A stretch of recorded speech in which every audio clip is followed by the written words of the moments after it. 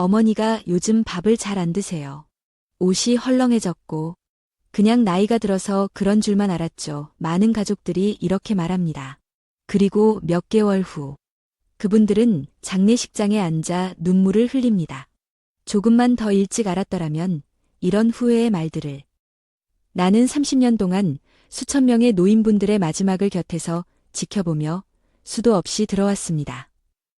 나는 노인의 삶의 마지막 여정을 가장 가까이서 지켜본 사람 중 하나입니다.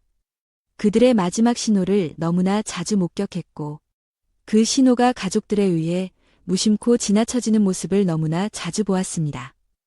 지금 이 순간에도 누군가의 부모님 혹은 조부모님이 조용히 마지막을 준비하고 있을지도 모릅니다. 그러나 그 변화는 너무 작고 너무 익숙해서 우리는 그냥 나이 들어서 그래라며 지나쳐버립니다. 하지만 충격적인 사실은 여기서부터 시작됩니다. 대부분의 노인분들은 세상을 떠나기 6개월에서 1년 전부터 명확한 신호를 보냅니다.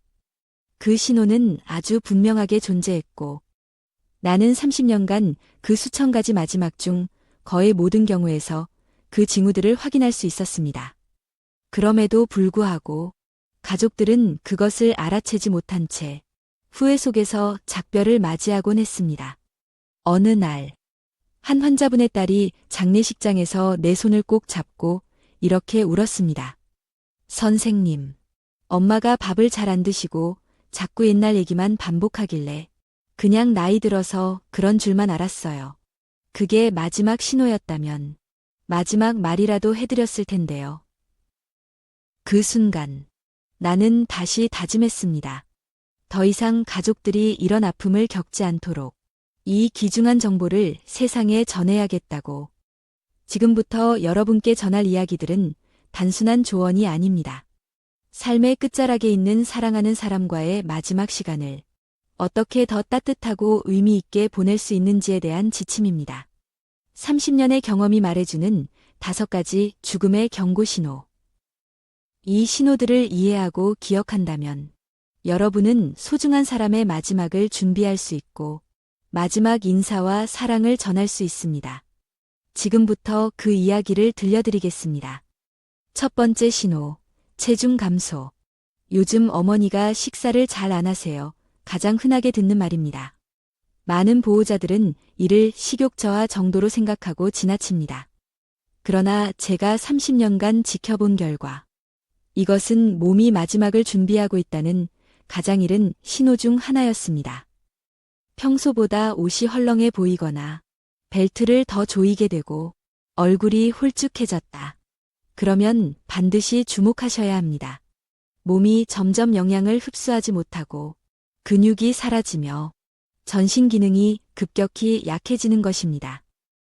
제가 돌봤던 박 할머니는 6개월 만에 10kg이 빠지셨고 처음엔 가족들이 나이 드니 원래 그런 거야 라고 생각했습니다. 그러나 3개월 후 할머니는 세상을 떠나셨습니다. 통계적으로 내가 돌본 어르신 중 80% 이상이 돌아가시기 1년 전부터 체중이 줄기 시작했습니다. 처음엔 2-3kg로 시작되지만 이후 가속도가 붙으며 빠르게 감소합니다. 이 신호를 발견하셨다면 무조건 많이 먹이려고 하기보다 소화가 잘 되는 부드러운 음식을 조금씩 자주 드시는 것이 중요합니다. 국물 있는 음식, 죽, 미음이 좋고 무엇보다도 수분 섭취가 생명줄이 됩니다. 노인은 갈증을 잘 느끼지 않기 때문에 탈수가 쉽게 일어나며 하루 8잔 정도의 물을 나눠 드시게 해야 합니다. 체중 감소는 단순한 다이어트 현상이 아닙니다. 그것은 생명의 등불이 서서히 약해지고 있다는 신호입니다. 이 첫 번째 신호를 놓치지 마세요. 이것을 인지한 순간 이미 소중한 사람과의 마지막을 준비하는 여정이 시작된 것입니다. 두 번째 신호, 극심한 탈진과 쇠약. 요즘 아버지가 항상 피곤해하세요. 말수도 줄고 소파에만 앉아 계세요. 이 또한 많은 보호자들이 그냥 노화의 일부분으로 여기며 지나치는 증상입니다. 그러나 이 피로는 단순한 피곤함이 아닙니다. 아무리 자고 쉬어도 회복되지 않는 깊고 지속적인 피로는 몸이 에너지를 보존하려는 생물학적 반응, 즉 마지막 여정을 준비하는 상태에 접어들었음을 의미합니다. 제가 10년 전 만난 한 할아버지는 평생 농사를 지으셨고 새벽 5시면 기상의 밭으로 향하던 분이었습니다. 그런데 어느 날부터인가 아침에 일어나는 것이 너무 힘들다며 누워만 계셨고 점점 화장실 가는 것조차 힘겨워졌습니다. 가족들은 그 나이면 당연히 힘들지라고 했지만 그 변화가 시작된 지 7개월 후 그는 조용히 가족 곁을 떠났습니다. 몸의 대사 기능이 저하되고 에너지를 만들어내는 능력이 떨어질 때 사람의 몸은 꼭 필요한 장기 기능만 유지하는 생존 모드로 들어갑니다. 계단을 오르기 어려워하거나 조금만 걸어도 숨이 차고 일상적인 집안일조차 버겁게 느껴진다면 그건 단순한 노화가 아닙니다. 몸이 마지막 준비를 하고 있다는 경고입니다. 게다가 이런 육체적 쇠약은 자연스럽게 사회적 고립으로 이어집니다. 친구를 만나는 것도, 가족 모임에 참여하는 것도 너무 버거워지죠. 이로 인해 감정적인 위축과 무기력함이 동반되며 점점 대화와 접촉을 줄이고 내면으로 후퇴하게 됩니다. 내가 3,000명 이상의 말기 환자를 돌보며 확인한 것은 이런 탈진이 시작되면 대부분 6개월에서 1년 사이에 큰 변화가 찾아온다는 점입니다. 그렇다면 우리는 무엇을 해야 할까요? 가장 중요한 것은 강요하지 않는 것입니다. 움직여야 건강해져요라며 억지로 산책을 시키거나 운동을 유도하는 것은 오히려 그분들께 심리적 스트레스와 신체적 부담만 가중시킵니다. 대신 작은 활동에도 칭찬과 격려를 아끼지 말아야 합니다. 그리고 충분한 휴식을 허용해 주세요. 무엇보다 중요한 것은 함께 있는 시간의 질을 높이는 것입니다. 대화를 많이 하지 않아도 괜찮습니다. 그저 곁에 있어주고 손을 잡아주는 것만으로도 큰 위로가 됩니다. 실제로 내가 기억하는 한 할머니는 매일 창밖만 바라보며 말없이 시간을 보내셨습니다. 그런데 그 따님은 매일 병원을 찾아와 조용히 손을 잡고 곁에 앉아 있었습니다. 어느 날 할머니가 나지막이 말씀하셨습니다. 딸이 손 잡아줄 때가 하루 중 제일 행복해. 그 순간을 나는 잊을 수 없습니다. 말 한마디 없는 침묵 속에서도 그 작은 접촉이 주는 따스함과 위로는 그 어떤 약보다 강력했으니까요. 곁에 있어주는 것, 그것이야말로 가장 귀한 선물입니다. 말하지 않아도 괜찮습니다. 그냥 함께 있는 그 시간이 두고두고 남을 가장 따뜻한 기억이 됩니다. 이제 여러분께 세 번째 신호에 대해 말씀드리겠습니다. 가장 가슴 아픈 변화이지만 동시에 가장 중요한 마지막 대화의 기회를 뜻하는 신호. 바로 인지 기능 저하와 내면으로의 후퇴입니다. 세 번째 신호, 인지 기능 저하와 내면으로의 후퇴. 이 변화는 겉으로 보기엔 단순한 건망증 같기도 하고 일시적인 집중력 저하처럼 느껴질 수 있습니다. 하지만 이 신호는 단순히 나이 들어서 생기는 치매와는 결이 다릅니다. 삶의 끝자락이 가까워질 때 뇌에 나타나는 신경학적 변화는 조금 더 조용하고 서글프게 다가옵니다. 정 할머니는 40년간 초등학교 교사로 일하시던 누구보다 똑 부러지고 총명했던 분이었습니다. 그러나 어느 날부터 같은 질문을 반복하시고 가족들 이름을 자꾸 헷갈려하기 시작했습니다. 가족들은 치매 검사를 받게 했지만 검사 결과는 정상이었습니다. 그리고 정확히 5개월 후 할머니는 세상을 떠나셨습니다. 이처럼 병원에서 아무런 이상이 없다고 해도 뇌로 가는 혈류가 줄어들면서 뇌세포 기능이 서서히 저하되는 경우가 많습니다. 갑자기 길을 잃거나 사소한 결정을 내리지 못하거나 매일 하던 취미 활동에 흥미를 잃는다면 이는 단순한 노화가 아닌 삶의 종료를 향한 뇌의 반응일 수 있습니다. 더 주목해야 할 변화는 내면으로의 후퇴입니다. 평소 수다스럽고 활발하던 분이 어느 순간부터 말수가 줄고 가족 모임에서도 한쪽 구석에 앉아 조용히 계시고 대화에는 거의 참여하지 않으려 합니다. 그저 창밖을 멍하니 바라보거나 먼 과거의 이야기, 자신의 유년 시절, 젊은 시절, 결혼 이야기 같은 를 반복해서 말합니다. 이것은 마치 자신의 삶을 정리하고 마지막 인생 페이지를 넘기려는 무의식적인 행동입니다. 내가 수많은 사례를 통해 확인한 바에 따르면 이런 인지적, 감정적 후퇴가 시작되면 보통 3개에서 6개월 안에 더 큰 신체적 변화가 뒤따릅니다. 그렇기 때문에 이 시기는 너무나도 소중합니다. 마지막 대화를 나눌 수 있는 시간. 아직 감정적 연결이 가능한 순간이기 때문입니다. 하지만 많은 가족들이 이때 실수를 합니다. 정신 차리세요. 왜 그렇게 멍하게 있어요? 이야기 좀 제대로 해봐요. 이런 말은 오히려 어르신들에게 깊은 상처가 됩니다. 현실로 억지로 끌어오려고 하기보다 그들이 머물고 싶은 기억의 공간에 함께 들어가주는 것이 훨씬 따뜻한 방법입니다. 어떻게 해야 할까요? 첫째, 조용하고 안정적인 환경을 만들어주세요. 배경 소음이 적고 조명이 너무 밝지 않으며 방해받지 않는 공간이 좋습니다.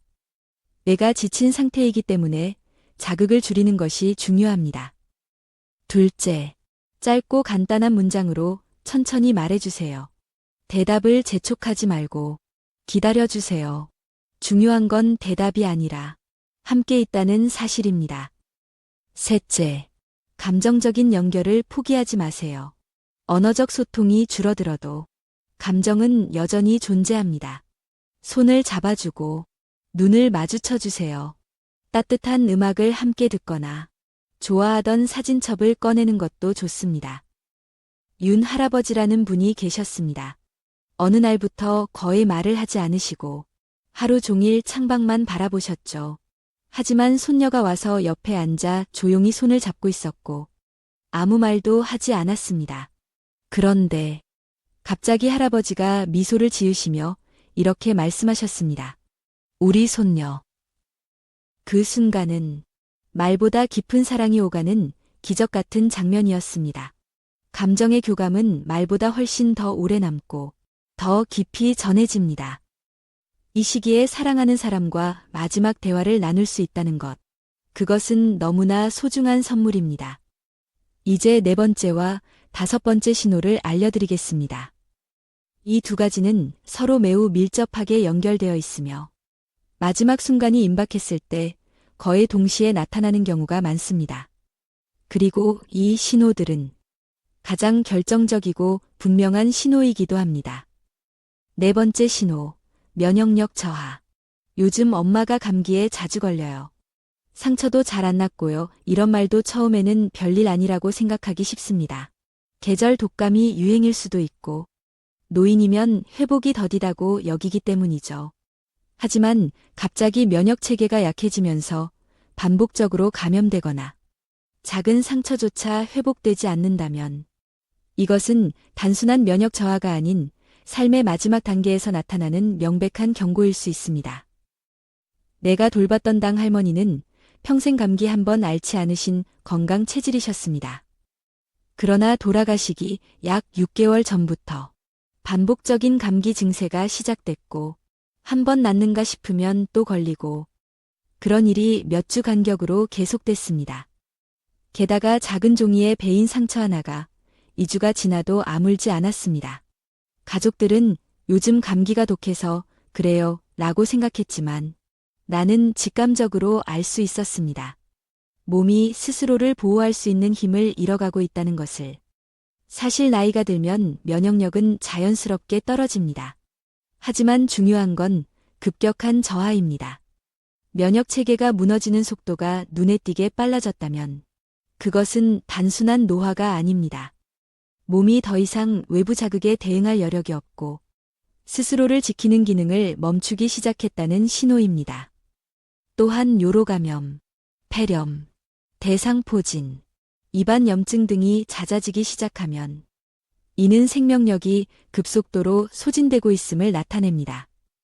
내가 30년간 수천 명의 환자를 돌보며 기록한 데이터에 따르면 면역력 저하가 나타난 후 3개에서 6개월 내 상태가 급격히 악화되는 비율이 78%에 달했습니다.